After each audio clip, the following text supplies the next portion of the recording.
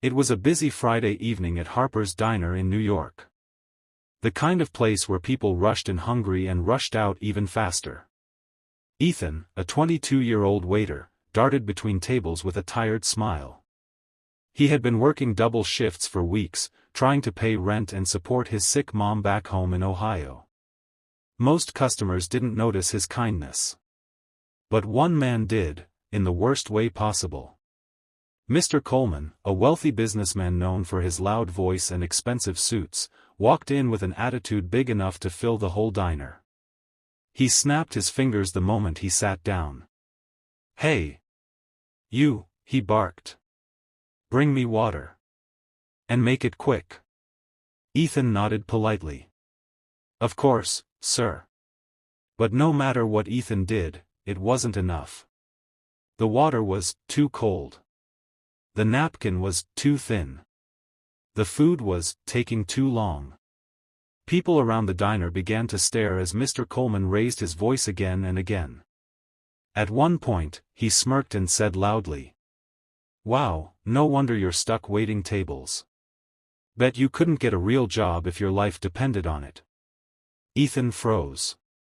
Those words hit deeper than the man realized.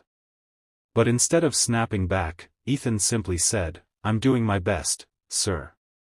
The diner fell silent. But then, something unexpected happened.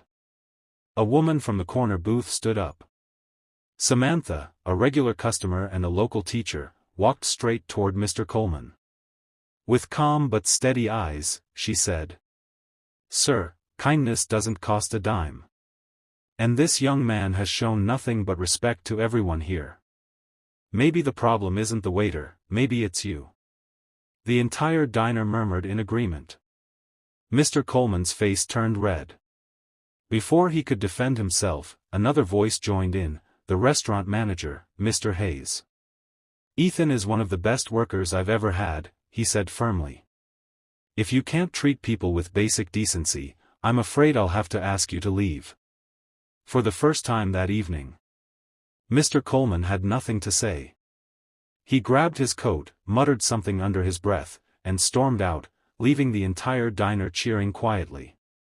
Ethan stood there stunned. Mr. Hayes placed a hand on his shoulder and whispered, "Don't ever let someone else define your worth." Samantha smiled warmly. "You handled that with more dignity than he deserved."